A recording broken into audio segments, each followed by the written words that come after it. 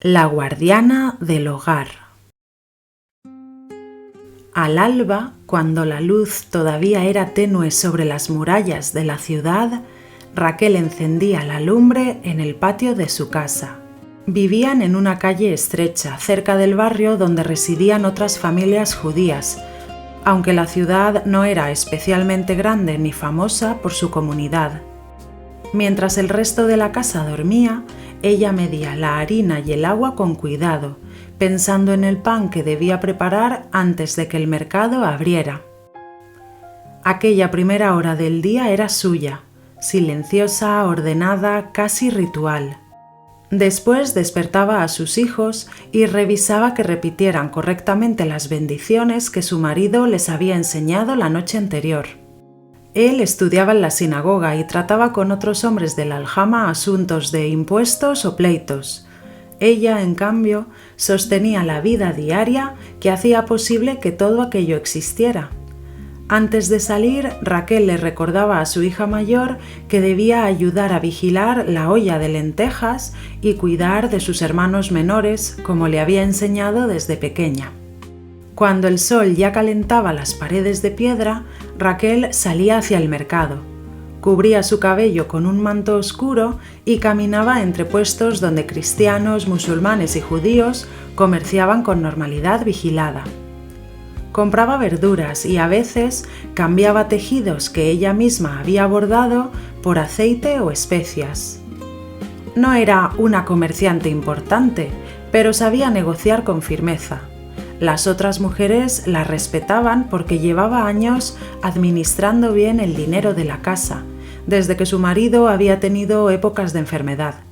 De regreso, se detenía a hablar con una vecina anciana que había ayudado a nacer a muchos niños del barrio.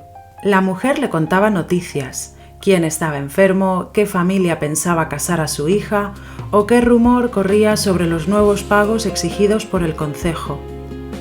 Esas conversaciones aparentemente simples tejían la red invisible que sostenía la comunidad. Raquel sabía que, aunque los hombres firmaran documentos y hablaran en asambleas, eran ellas quienes mantenían vivas las relaciones cotidianas entre las familias. Al mediodía, la casa volvía a llenarse de actividad.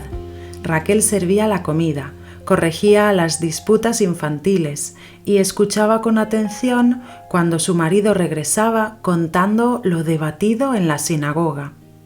Él hablaba de normas, de pleitos y de decisiones que afectaban a la aljama. Ella pensaba en cómo esas decisiones cambiarían el precio del trigo, el tiempo dedicado a preparar festividades o la forma de educar a los niños. El juicio de Raquel era práctico, basado en la experiencia diaria, y a menudo su marido confiaba en eso más de lo que reconocía en público. Por la tarde, mientras los niños jugaban en el patio, Raquel se dedicaba a coser y a preparar alimentos para los días venideros. En cada gesto repetía tradiciones aprendidas de su madre. Salar la carne correctamente, revisar que la harina estuviera limpia o reservar aceite para el encendido de las velas del sábado. Cuando se acercaba el viernes, la casa adquiría un ritmo distinto. Raquel limpiaba con esmero, cambiaba el mantel y preparaba el encendido de velas. Aquel momento era el centro de su semana. Al encenderlas, no solo iniciaba el descanso sagrado, sino que recordaba que su hogar era el primer lugar donde la ley y la tradición cobraban vida. Sus hijos observaban en silencio, sabiendo que aquel gesto materno los unía con los antepasados y con todos los judíos que vivían dispersos en otras ciudades. Al final del día, cuando la ciudad quedaba en penumbra y las voces se apagaban, Raquel se sentaba un instante en el umbral. Pensaba en lo que había hecho: cocinar, enseñar, comerciar, consolar, organizar. Nada de aquello figuraría en los registros oficiales ni en los relatos de los eruditos, pero ella sabía que sin ese trabajo invisible la comunidad no podría mantenerse. Así, en la quietud de la noche, comprendía que su vida cotidiana, repetida día tras día, era el hilo discreto que sostenía la continuidad de su pueblo.